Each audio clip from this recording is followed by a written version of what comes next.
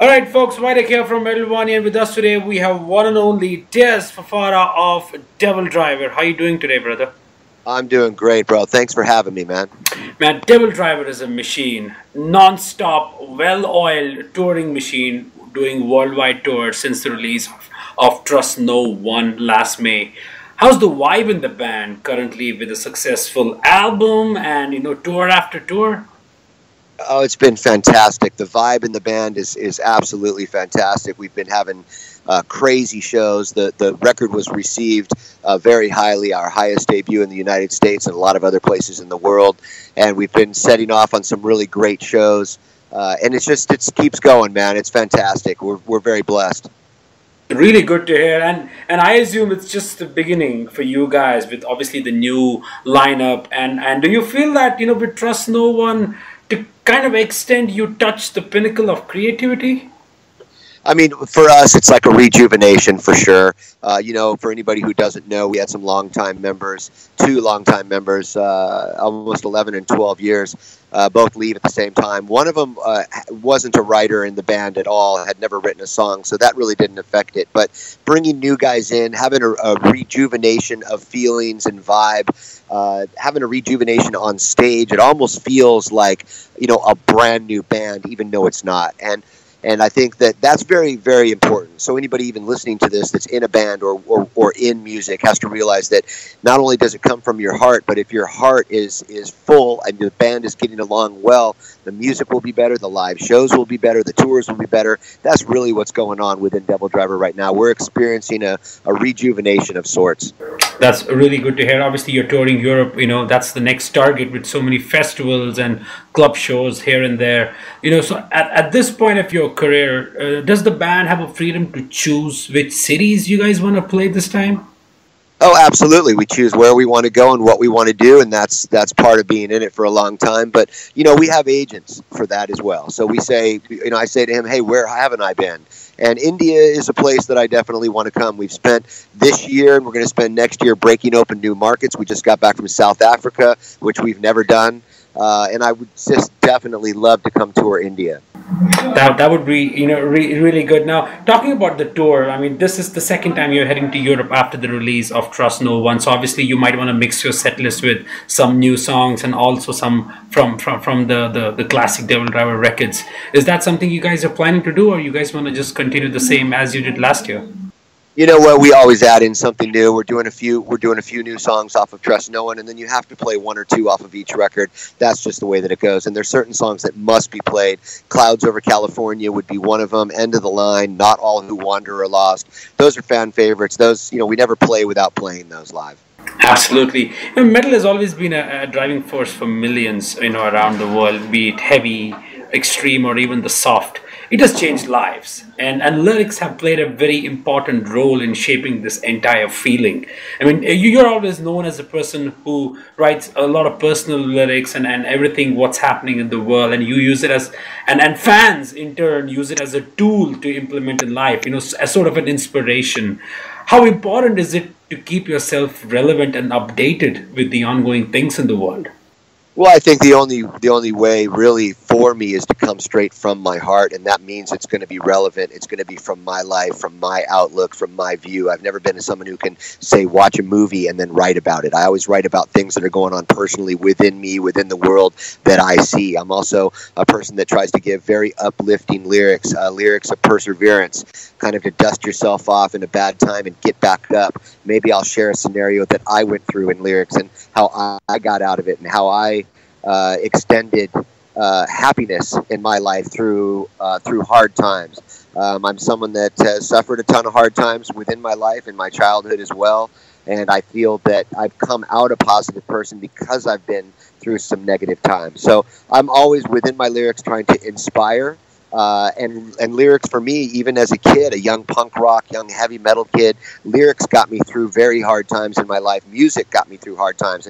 Music is a blessing to so many, of course, and I listen to so many diverse kinds of music as well, and that's another thing that can bring people together, is maybe somebody who listens to metal can also listen to punk rock, can also listen to even pop music, but we can all understand that we love music. Absolutely, that's bang on, and I also got to know that you're working on the first outlaw country covers, which I've come across, and that's something nobody has done in the past, and you guys are the first one. So obviously, it's extremely groundbreaking for you guys to do something by choosing some of the best outlaw country songs, the artists in the world. Well, it's a really strange thing in the United States. If you come to a tour bus, a heavy metal tour bus, you're going to hear everything from punk rock to outlaw country. I mean, that's just it. If you go on, I can name a ton of heavy bands that, you can walk on their bus and you'll hear Johnny Cash or Willie Nelson. I mean, that's just, we all within metal respect those outlaw guys. They're about as heavy as it gets. They're outlaw to me, and that speaks volumes. That means their music was underground in a point in time when they went underground with their music and it got popular. It wasn't pop music that made them popular. So yeah, Devildriver right now is taking 13 different artists. We're doing an outlaw cover country record. We've got over 20 guests, and just to give you an example, I'm singing Ghost Riders in the Sky. I went to Johnny Cash's cabin outside of Memphis. I sang with John Carter Cash, Johnny Cash's son, and his wife. And now Randy from Lamb of God is going to jump on that song. So now we'll have me, John Carter Cash, Anna Cash, and Randy from Lamb of God on Ghost Riders in the Sky. And every single song has different guests. We'll have Danzig. We'll have Leaving from Fear, John 5 from Rob Zombie, Mark Morton from Lamb of God. There's a lot. There's so many guests, it's hard to even mention. But we really, once we started this project, we thought about having maybe one or two people. A lot of other metal musicians, everybody from, even Corey Taylor from Slipknot called us and said, look, I'd love to do this if I have the time, and picked a song. And so it's very relevant within heavy metal or even the softer metal rock and roll bands, that they listen to these outlaw country artists, have respect for what they've done, and I do as well. Very much so. Awesome, man. That's really good to hear. You're talking about the guest. Was there that one particular guest you badly wanted on this album because you kind of felt that that's a right fit for these songs? Well, for me, it was like I'm getting ready to go do outlaw country songs, but do them really, really heavy and heavy metal. I have a very deep connection to Johnny Cash through my life. I was the guy 15 years ago wearing a Johnny Cash shirt on stage at heavy metal gigs when people thought that was like insanity. So I knew that I wanted to work with John Carter Cash. We got a hold of him, and he was just one of the nicest guys ever. We went out to the cabin, which is a very rare place to go. Not many people got to visit that. And I think working with him there in the Cash cabin, where his father sang so many tunes, where he sung so many tunes, being able to actually sign the mantle over the fireplace right next to Willie Nelson, it was a massive thing for me. So it started with John Carter Cash. And then from there, everybody that was talking to me about what I was doing, I would mention it, and they would say, man, I want to do a song, and that's how it all became. Fantastic, man. That's wonderful to hear. Is it already recorded, or what is the current status? Yeah, the music is completely recorded. The vocals, I start vocals in 12 days. There's a few other vocalists that have already done their sections. Then there's also a few guitarists that like Mark Morton has already done his solo. John 5 from Rob Zombie has already done his solo. So there's a couple other stuff that's done. Leaving is going to get on The Ride with me. Leaving from Fear, another iconic individual that I grew up on. If you Google my name, you're going to see me wearing a Fear shirt most often. But he is going to play harmonica and sing with me as well on a really heavy tune called The Ride by Hank Williams. So it's really coming along great. We expect next year the release. The one thing that we did when we started is we didn't put a definition, a time limit, a release date. There was no way you could. There's so many working parts. We're waiting for people to do their thing that we just wanted to make sure it was done and done right, and then we'll talk about a release. Perfect, man. That's how one should approach when you have so many members, part of a record. Is it going to come out through Napalm?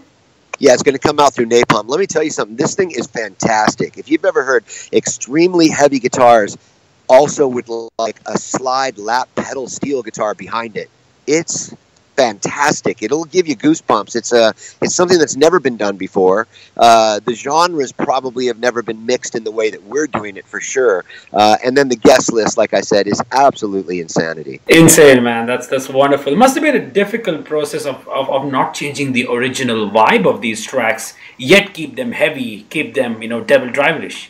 Yeah, we had to stay true to the track itself. We had to stay true to the time limit of the track and everything else. We really didn't want to mess with the track other than make them heavy. And it spurned from me listening to Johnny Cash songs and things like that. And I actually, in my head, was singing them heavy. Like, what would this sound like? What would Ghost Riders in the Sky sound like if it was done by a brutal band? And so that's how it all came to fruition. Absolutely, man. You write a lot. So do the other members of Devildriver. And it's been a year since Trust No One came out, and now that you're busy with the country album as well, do you foresee any new music from the band maybe sometime next year?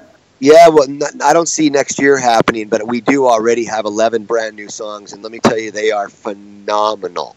The stuff that's coming out of us now, it's like a complete resurgence, and I'm very, very excited to go in. As a matter of fact, we've been having conversations. We have so much music that we want to do, and sometimes when we do a record, we put 12 tracks on a record, but we've written 25 tracks, and right. It's not the reason that only 12 tracks make the record because they're the only good ones. So we're sitting here with extra songs as well that are so great that they'll never see the light of day. So we kind of said, next time we go in to write, let's write 30 or 40 songs. Let's try to do a double record. That way we can not have to come off the road so long to write. We can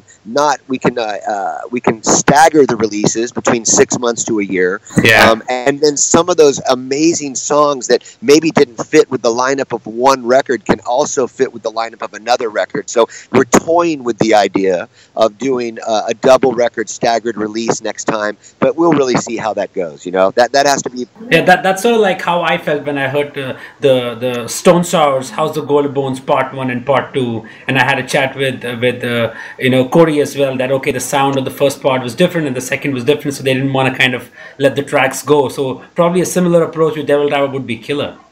Yeah, absolutely. And we found ourselves, it was really like the record was completely done. I had the vice president of the label at my house because he's from Austria, but we both surf, so we went surfing together. And I played him another track after the record's done. I played him another track in my studio at home, and he's like, oh, it was called Shipwrecks. And he's like, oh my God, this is my favorite track. Why didn't this make the record? Why didn't this make the record? And I said, you know what? Let me play you 5 more that could have made the record. And so I think when we came to him with the idea of doing a double, he was really like, you know what? I agree. I think the fans would love it as well. Like right now, between real records, you're going to be 2.5, almost 3 years because we're doing the country record thing. So I don't like to make fans wait, or I don't like to wait. How about that? Like when I'm a music fan massively, and if I have a favorite band, I don't want to wait 3 or 4 years to hear new music out of them. And when I was younger, you got a record a year, like from Kiss, even Motorhead, you got a record every year, right? Every year. Punk rock bands I knew, they released a record every 6-7 months. So I want to get back to that for our fans. So the next time we release will definitely be like a record and then another one a year later for sure. Awesome, man. Do you plan to take this country album on road? That would be amazing, if you had any of that planned. Yeah, well, we've definitely been toying with the fact of what do we do? Do we just put a few of these songs into our set, or do we go out all over the world and we just do this record? We just don't know yet, because for the fans that may not like Outlaw Country, or they may hear what we do and they love it, but they want to hear the other tunes as well. It's kind of hard to say we're going to go out and play just that record because you'll isolate so many people. So we're gonna see what we're going to do. Awesome, man. So no Cold Chamber plans? Nothing at all? No Cold Chamber plans at this moment right now, man. We released Rivals 2.5 years ago or whatever it was, and you know what? It came out really strong after 13 years of waiting for them to kind of get their lives together. I took it around the world with them. The shows were fantastic. Almost all the shows in America were sold out, and overseas sold out. I just think at this juncture right now, there's some things within them personally that I think they need to work on before they can go back on the road and do business and be pros. So whenever they're ready, they know my number, and if they need to be picked up at 3 in the morning, on the side of the road because their car broke down, they can feel free to call me. There you go. Perfect, man. That I look forward to the tour. Obviously, I'm going to catch you at Hellfest. I look forward to the record. There's such a great variety of music coming from you for the next couple of years. So thanks a lot, brother. I had a good time having a chat with you. I really hope that you guys get to come here, if not this year, at least next year. Well, I would absolutely love to come. I mean, I love the culture. I love the culture. I love the food. I love the people. I would love to come.